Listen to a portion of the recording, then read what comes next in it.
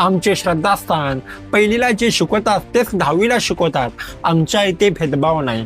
नाम्या सरपंच घोटाळे किती करशील घोटाळे हे डायलॉग जेव्हा आपण ऐकतो तेव्हा लगेच आपल्याला बकुळा नामदेव घोटाळे हा सिनेमा पाहावासा वाटतो.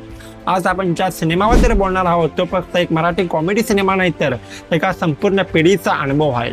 बकुळा नामदेव घोटाळे हा सिनेमा पाहताना लोक हसतात, पण फार कमी लोकांना माहीत आहे की हा सिनेमा तयार होण्यामागे जितका गोंधळ आहे तितकाच तो सिनेमामध्ये दाखवला गेलेला आहे. या सिनेमाची खरी स्टोरी आज आपण बघणार आहोत. नमस्कार, मी दत्तराज, तुम्ही पाहत हा सिनेमा रसिक यूट्यूब चॅनेल.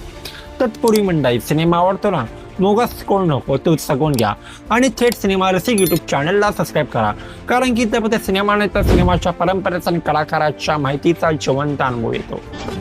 आमचे श्रद्धास्थान फोटोत घाला घाला हार घाला.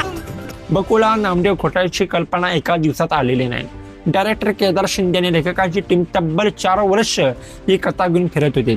सुरुवातीला ही कथा अनेक निर्मात्यांनी नाकारली, कारण की त्यांना वाटायचा हा सिनेमा फार फालतू आणि साधा सिनेमा आहे. ना मोठा हिरो ना लव्ह स्टोरी.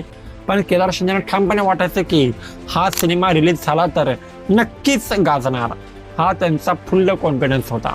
सरपंच घोटाळ्याचं कॅरेक्टर हा सिनेमा करताना सगळ्यात अवघड कास्टिंग होतं, कारण हा रोल जास्त केला तर कार्टून वाटणारा होता आणि कमी केला तर त्याचा प्रभाव कमी वाटणारा होता.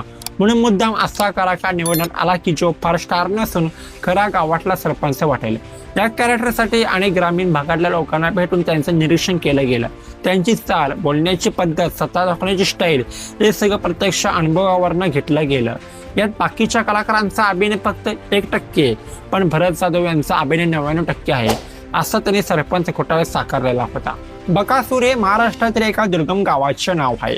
त्यांच्या संशयास्पद सरपंच घोटाळे यांच्या जबाबदाऱ्यांमुळे त्रस्त झालेल्या गावकऱ्यांकडे त्यांच्या जबाबदाऱ्या पूर्ण करण्यासाठी आणि त्याची परतफेड करण्यासाठी किंवा इतर कोणत्या गोष्टीसाठी त्याच्याकडे वेळ नाही. त्यांच्या मुलाचे शिक्षण किंवा गावाची प्रगती हे त्याच्यासाठी चिंताजनक बाब नाही. संपूर्ण शहर घोटाळे यांच्या नियंत्रणाखाली आहे आणि गावातील प्रत्येकजण त्याच्या प्रत्येक सूचना मान्य करतो आणि सहन देखील करतो, कारण त्यांची प्रत्येक मालमत्ता आणि घरे घोटाळे यांच्याकडे घाण आहेत. घोटाळे यांच्या व्यक्तिमत्वाचे वैशिष्ट्य म्हणजे त्यांच्या कृती कितीही हुशार वाटत असल्या तरी त्यांच्या कपटी कारकिर्दीला मर्यादा नाहीत, अशी या सिनेमाची स्टोरी लाईन होती. जेव्हा आमच्या टीमने अजून डीपली जाऊन माहिती काढली तेव्हा अनेक बाबी पुढे आल्या. बकुळा नाव मुद्दामच निवडलं गेलेलं होतं.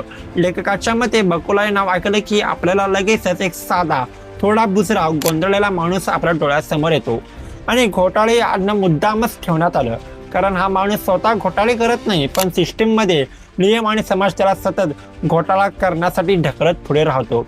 हीच या सिनेमाची खरी थीम होती. जेव्हा आम्ही अनेक पॉडकास्ट, आर्टिकल्स आणि कास्टिंगमध्ये बाकीची इन्फॉर्मेशन शोधून काढली तेव्हा असं कळलं की संवाद लिहिताना खास काळजी घेतली गेलेली होती.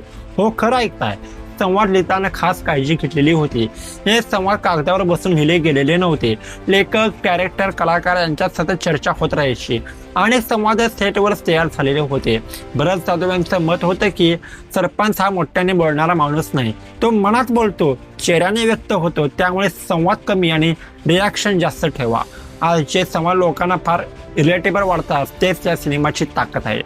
तत्पूर्वी मंडळी, सिनेमा आवडतो ना, मोगस कोण नको तो जगून घ्या आणि थेट सिनेमा रसिक यूट्यूब चॅनलला सबस्क्राईब करा, कारण की त्यामध्ये सिनेमा नाही तर सिनेमाच्या परंपरेचा आणि कलाकाराच्या माहितीचा अनुभव येतो. तर मंडळी, तुम्ही बकुळा नामदेव घोटाळे हा सिनेमा पाहिला आहे का आणि तुम्हाला नेमकी कोणाची भूमिका आवडली, नाम्याची की सरपंच घोटाळ्याची, हे देखील आम्हाला सांगा.